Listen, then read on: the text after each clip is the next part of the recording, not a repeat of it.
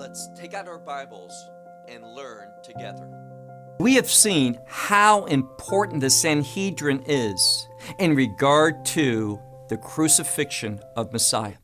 The Sanhedrin was that ruling council in Jerusalem, the government, we might say, for the Jewish people 2,000 years ago. And we need to understand a very important truth about how the Sanhedrin functioned.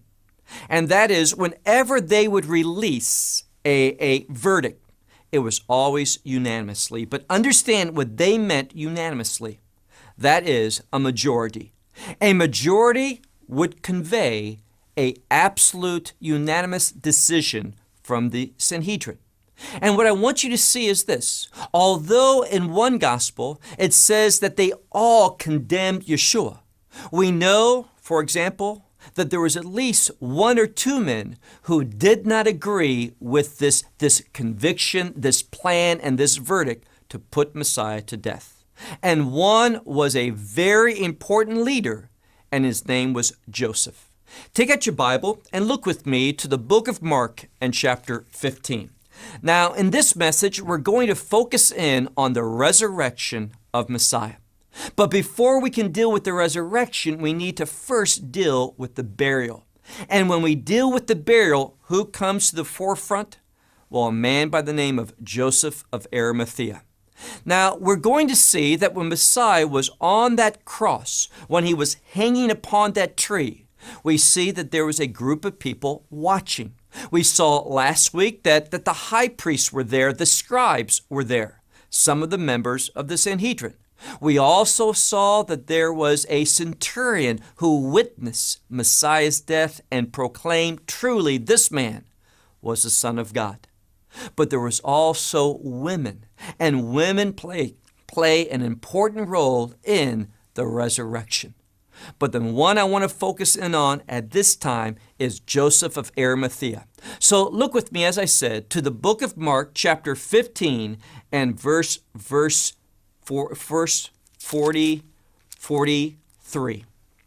Now, we read here that Joseph of Arimathea came, and he was an honorable counselor. Now, what does that mean? It means not just that he was a member of the Sanhedrin, but he was one of the most respected members of the Sanhedrin. But there was something unique about him. And the question I want us to ask ourselves is this. Do we have that same unique quality? If you do, then you're going to be very different from those around you. What made Joseph of Arimathea so different than those around him? Notice what it says in verse 43. For this one was waiting for the kingdom of God. Now, let me point out that word wait also can do with expectation. So he was waiting because he had a sure expectation of the kingdom of God. And the question that we need to ask ourselves is this. Do we really expect the kingdom to come? Do we really believe the promises of the living God? And if we do, our life is going to be radically different from others. We're going to see things from a different perspective, and certainly Joseph of Arimathea did. Because we read in another gospel that he did not agree with the actions of the Sanhedrin. Verse 43, the second part, it says that this one who was waiting for the kingdom of God, he came with boldness. Another way that we could translate that is courage.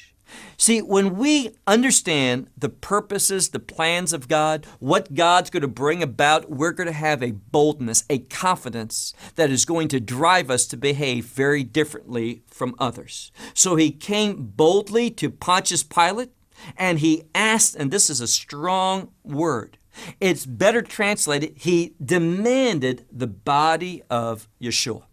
Now, what do you think his fellow counselors would think, those members of the Sanhedrin? Perhaps by doing that, and we're going to see that he gives Messiah Yeshua a proper burial. What do you think those other members of the Sanhedrin might thought of him? I think the answer is Joseph of Arimathea did not care. He was not about pleasing men, but he was living in an expectation of the kingdom of God. Would this be a proper thing to do according to the kingdom characteristics, to kingdom law? So he went to Pontius Pilate and he demanded the body of Yeshua. And look at Pontius Pilate's response, verse 44. And Pontius Pilate, it says, he was amazed. Why? Because he had died so quickly. Now, this is another example from the text that Messiah did not die by suffocation, the normal way that someone would die upon a cross. He died because of other factors. We could look at it from a physical standpoint and attribute it to the harsh beating, not just one, but beatings that he received. Or we can look at it from a spiritual perspective and see that when he became sin for us, as Paul testifies to us, the one who knew no sin became sin for us.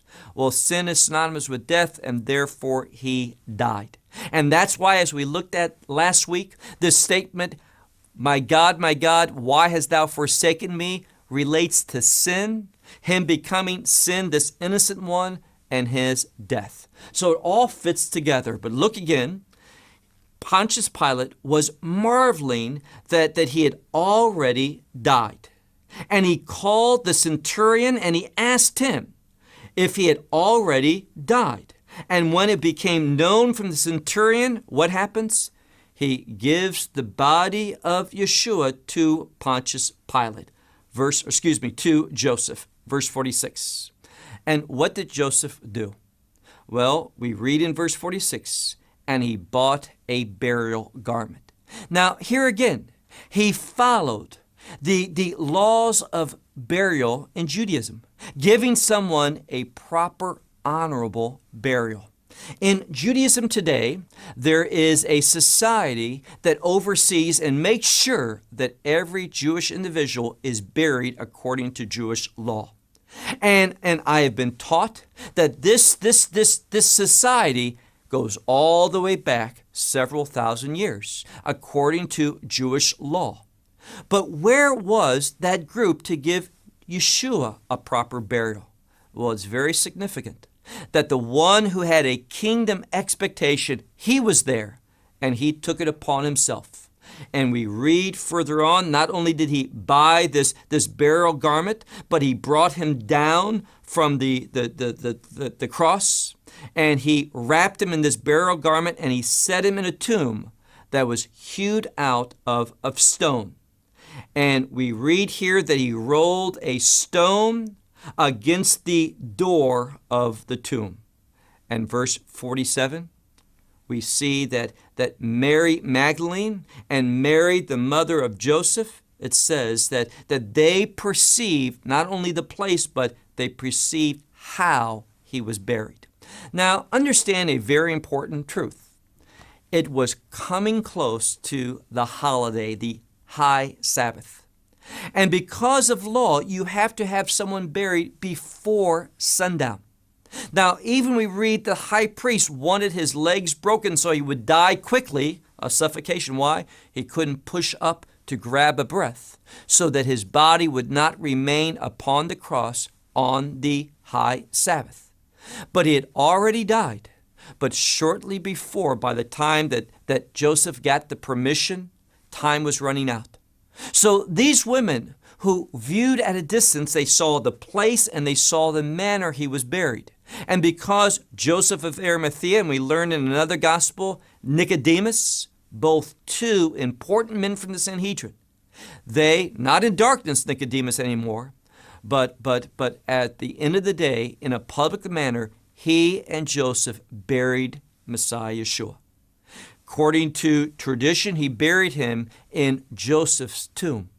So Joseph had a large role in this burial process, and the women saw it and the manner in which he was buried, and we read that they had determined to come back and bury him, what we might say, with a little bit more care and attention. Verse 1 in chapter 16. Now, the timing is very important here. In order for us to understand what's going to take place, why it's taking place at that time, we have to pay close attention to the clues that the text is giving us. Verse 1. And when the Sabbath had passed. Now, most people hear that, and they think the Sabbath, they think of Saturday, so we're talking about the first day of the week. This is not the case. Remember, Mark tells the story very quickly. His favorite word is immediately. One thing happens immediately after another.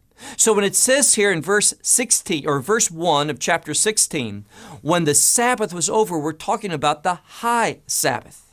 Now, what did they do? Well, look again.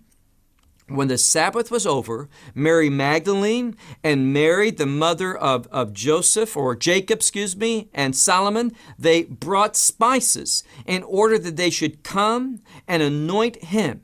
But there was a problem. We read in Luke's gospel, the very last verse of verse 23, there was a problem. And that is, by the time they bought the spices and prepared them, which was no simple and easy task, what happens? Well, the day was running out and the Sabbath was coming. But in Luke's gospel, we're talking about the seventh-day Sabbath. So why is that so important? Well, with that information, we can put things together. We know that Messiah was crucified on Passover, the 14th day of Nisan. The 15th day of Nisan was a holiday where no work could be done. It was treated as a high Sabbath. After, according to Mark's gospel, after that Sabbath, which would have been the 16th, they went and they bought spices and they prepared them. But then it says, at the end of Luke chapter 23, we read that after doing so, the Sabbath came. This would have been the second Sabbath. Not a high Sabbath, but a seventh-day Sabbath. So what does that tell us? Well, it all brings things together. You see, Messiah was speaking once to a group of Jewish leadership, and they asked for a sign. And he said, no sign would be given to you except for the sign of Jonah. As Jonah was in the belly of a fish for 3 days and 3 nights, so shall the Son of Man be in the belly of the earth for 3 days and 3 nights. Not parts of 3 days and 3 nights, but 3 days and 3 nights in a full sense. Now, what we know is this. If they bought the spices and prepared them, and they ran out of time before the Sabbath, the seventh-day Sabbath, that means that this Good Friday is make-believe. That is, the crucifixion didn't take place on a Friday. It tells us that the women bought the spices, they prepared the spices on Friday, but as the seventh-day Sabbath was coming, at sundown, they had to stop and wait until after the Sabbath. So that means they bought and prepared the spices on a Friday, which would have been the 16th day of Nisan, which would mean that the 15th day of Nisan, that high Sabbath, would have been on a Thursday, which would mean that Passover, the preparation day, the day that he was crucified, would have been on a Wednesday. And here's what we can glean from this, and that is he was crucified at the third hour, that is 9 in the morning. He was on that cross for 6 hours till 3 in the afternoon, that is the 9th hour. And then he died. Shortly thereafter, we see that Joseph of Arimатhaea, he went to Pontius Pilate to demand the body. Pontius Pilate had to have it conveyed to him, confirmed, in other words, that he died. All of this took time. And then Joseph, he went, took down the body, but he had to buy a burial garment. He had to prepare the body, which he did also with an ointment. We read very carefully in the scripture, a very heavy amount of ointment. And they buried him as the Sabbath, the high Sabbath of the 15th day of Nisan was coming in at sundown. So Messiah entered into the tomb on sundown Wednesday, the 14th. Sundown Thursday was 1 day. On Friday, the women bought the spices, prepared them, but sundown Friday was 2 days. Sundown Saturday or Shabbat would have been 3 full nights and 3 full days. That means Saturday night. Now, when I say Saturday night, understand something. In Judaism, The day ends at sundown and a new day begins at darkness. So the resurrection of Messiah, I believe from the scripture, it took place on the first day of the week, which is Saturday night. That's when Messiah rose from the dead, after 3 days and 3 nights on the first day of the week. But the women, they came early. In fact, when I say women, we need to understand that there were several different groups of women. In fact, if you look at John's gospel, at the very end, you'll find that Mary Magdalene, she came twice to the tomb. A lot of people don't realize that. The first time she came when it was still dark. And what happens? Well, she saw the empty tomb. She saw that miracle had taken place. She didn't know how to interpret it, but she ran back and she told the disciples, namely Peter. So then she came back with another group of women, but there were several, if you read carefully the Gospels, several different groups of women came to give him that proper anointing, that burial on the first day of the week. But what did they find? Well, it tells us. Look on, if you would, to verse 1. And when the Sabbath was over, Mary Magdalene and Mary, the mother of Jacob and Solomon, they bought the spices and they brought it to him in order to anoint him. But what happens? Well, look, verse 2. Now, verse 2, we see something happens. Verse 1 is on a Friday. But now we're talking about in verse 2, Sunday. Why do I say that? It tells us. And early in the morning on the first of Shabbat. Now, I say that because it's important. This is written in Judaism, that is, according to Jewish law. And we need to understand that in Judaism, there's a couple different ways that you can express dates, days of the week. For example, you can say about Sunday, you can call it the first day, Yom Rishon. But the most religious do not use the term Yom Rishon. They talk about Echad B'Shabbat, one in Sabbath. Because the term Sabbath can also mean week. For example, if you look on a marriage license and you get married on Wednesday, it will say Arba'ah B'Shabbat, the fourth day of the week, the fourth day of Sabbath. So we see here they're using a very official, a legal terminology when they say Echad B'Shabbat, or the first day of the week. That is Sunday in our thinking. Look again, verse 2. And very early on the first of Sabbath, that is the first day of the week, they came unto the tomb. And they were wanting something. They were wondering, or excuse me, here it says they came when the sun had gone up. Now, in Mark's gospel, this group of women come at the latest time when the sun was already up. And they were saying to each other, verse 3, whom for us will roll away the stone from the door of the tomb, verse 4. But when they looked up and they saw, what happens?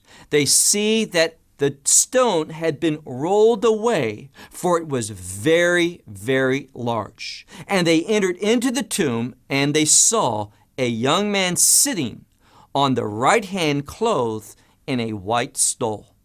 Now this angel, we read in another passage that he came in the midst of an earthquake, and that earthquake was when that stone was removed. Why is that important?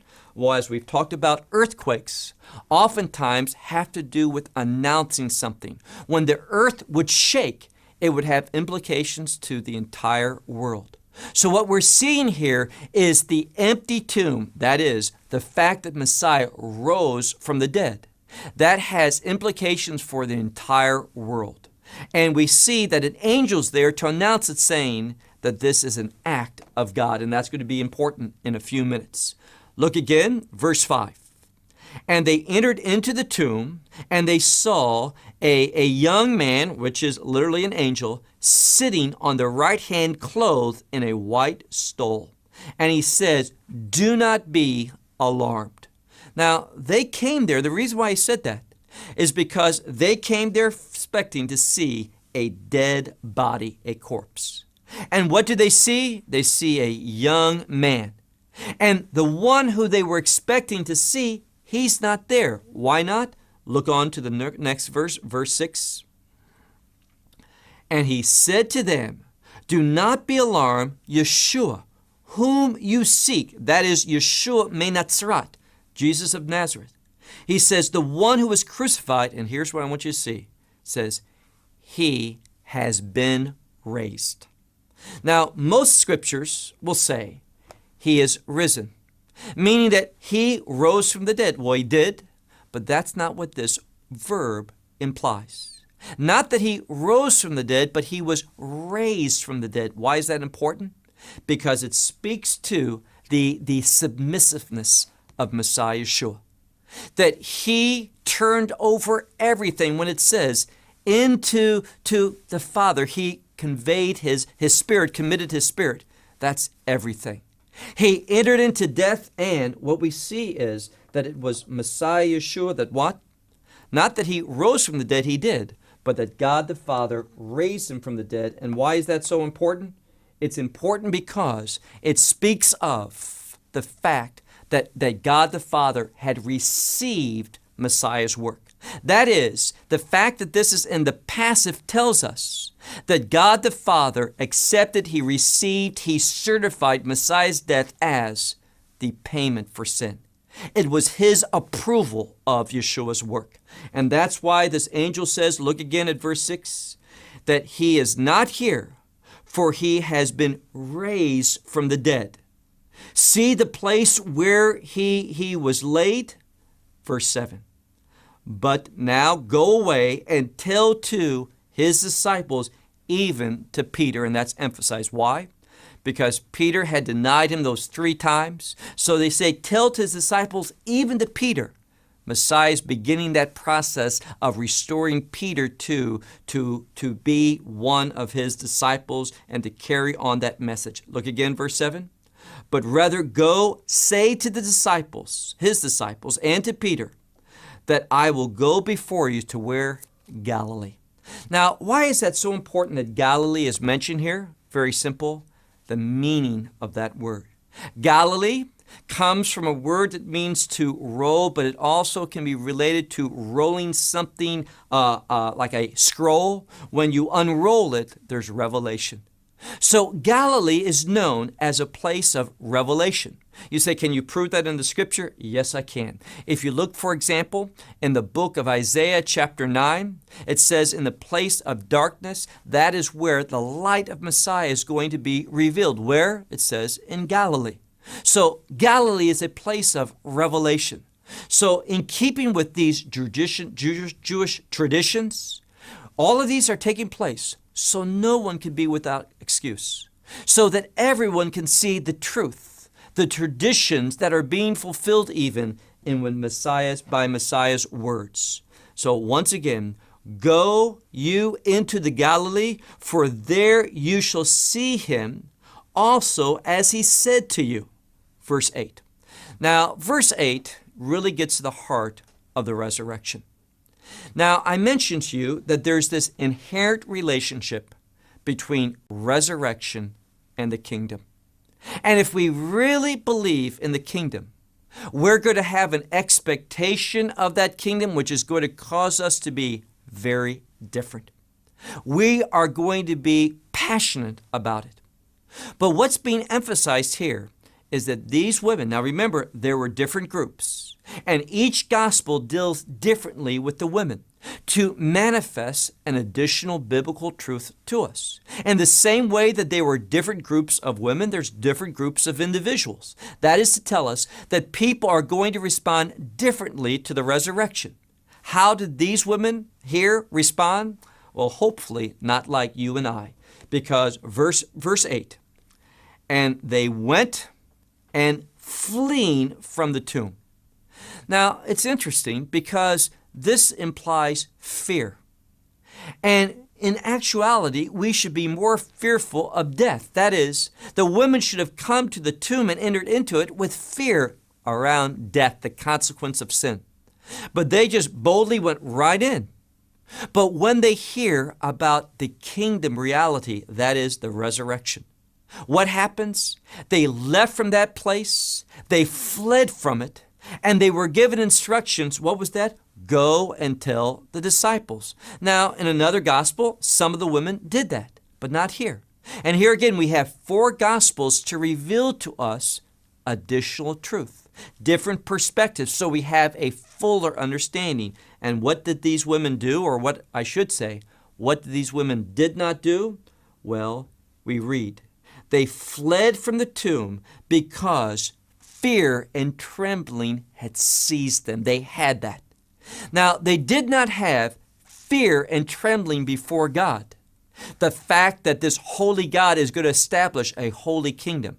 They were fearful and trembling based upon their expectations were not met. They expected death. They expected that to be an end of Messiah, but there is no end.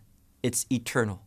And that is related to that kingdom, that eternal kingdom. Verse 8 at the end, and none of them said anything to no one, nothing to no one they said. Why?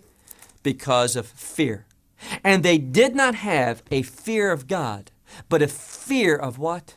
They had a fear where death, the message of death consumed them, rather than the message of life. And that message of life is inherently related to the kingdom. Well, I want to close with this because in many of your Bibles, the gospel continues from verses 9 all the way to verse 20. But I want to share with you that additional verses, those additional verses are not original to the text. They were written later on by the early church fathers. So we're not going to deal with them. We're going to end with a very sobering question. Are you going to respond to this angelic proclamation? Are you going to go and tell people that he has been raised from the dead and the implications of that resurrection? Or are you going to be like these women that flee in fear and disobey the angelic proclamation to go and proclaim that Messiah showed that he is risen from the dead and he has the keys to the kingdom of God? Well, it's only a question that you can answer for yourself.